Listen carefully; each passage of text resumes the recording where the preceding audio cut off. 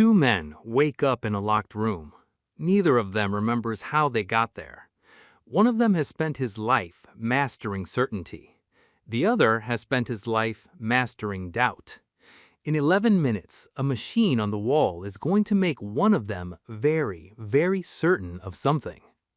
This isn't a story about who's smarter. It's about what happens when the smartest person in the room is using the wrong kind of smart. A voice through a speaker tells them why they're here. They've been brought here because of what they are, not who they are. One of them calculates the board as it is. The other calculates the board as it could be. In 11 minutes, the door unlocks. For one of them, the other stays. They have until then to decide who. The Grand Master asks how they're supposed to decide that. The voice tells him to talk, negotiate, convince the other man, or convince himself. It doesn't matter how they reach the number, only that they reach it. The counter on the wall starts moving. 11 minutes becomes 10. Here's the first problem. The Grandmaster's entire life has trained him to look for the correct move, the one move that's provably right. But there's no provably right answer to which one of them deserves to live. For the first time in his career, the board has no solution. The poker player has the opposite problem. His whole career is built on reading a person's tells under pressure, and he has never met this man before. No history, no baseline. He's trying to read a stranger's face for a stranger's biggest secret. Then the voice interrupts again, uninvited, and changes the rules. They don't both have to agree. If the clock hits 0 and there's no decision, the choice gets made for them. A table folds out from the door. 2 chairs, a small chessboard, a stack of poker chips. No explanation for any of it. Whatever the game tells the voice, it says, it will accept as their answer. The Grand Master sits down immediately. Calm. This is his language. Chess, then. Fine. The poker player doesn't sit right away. Why would he agree to play on the other man's terms? The Grandmaster tells him he doesn't have a choice that isn't a game right now. He might as well pick the one where the rules are visible. That sentence is the Grandmaster's entire worldview. If the rules are visible, the outcome is fair. He genuinely believes that. It's the same belief that's about to get him in trouble. They sit. A few opening moves play out fast and silent. Then the poker player does something strange. He pushes a stack of chips onto one of the black squares. New rule, he says. Every move, you bet how sure you are you'll win this game. Chips on the table. When you're out of chips, you're out of time to be diplomatic about this. The Grandmaster tells him that's not chess.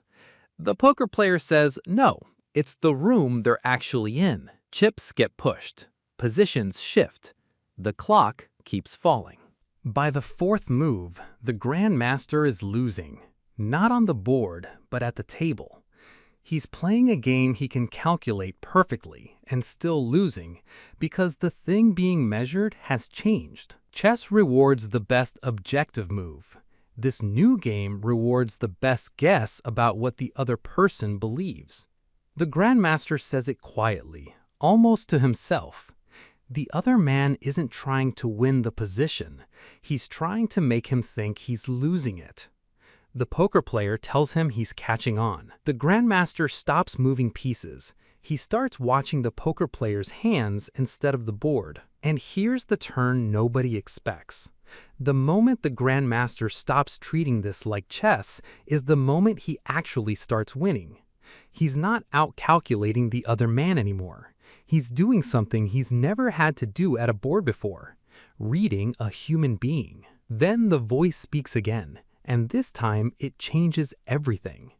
There was never only one door, it says. There were always 2. It just never told them that. Both men freeze. Then they turn to each other. If there were always 2 doors, the Grandmaster starts to say. The poker player finishes it for him. Then this was never a game they needed to win. It was a game about whether they'd figure that out before they destroyed each other over nothing. This is the actual point of the story. and neither man saw it because they were both using their best skill in the worst possible context. The grandmaster was solving a puzzle that had no solution. The poker player was reading a threat that was never real. The room was never testing who was smarter. It was testing who could tell the difference between a game and a trap. They stand. The chips and the board are left where they are. The clock hits 0. Both doors unlock. The voice tells them congratulations. They just did the one thing almost nobody in that room does. They stopped playing its game before the clock told them to. Here's the uncomfortable part. Most people in that room would have kept playing.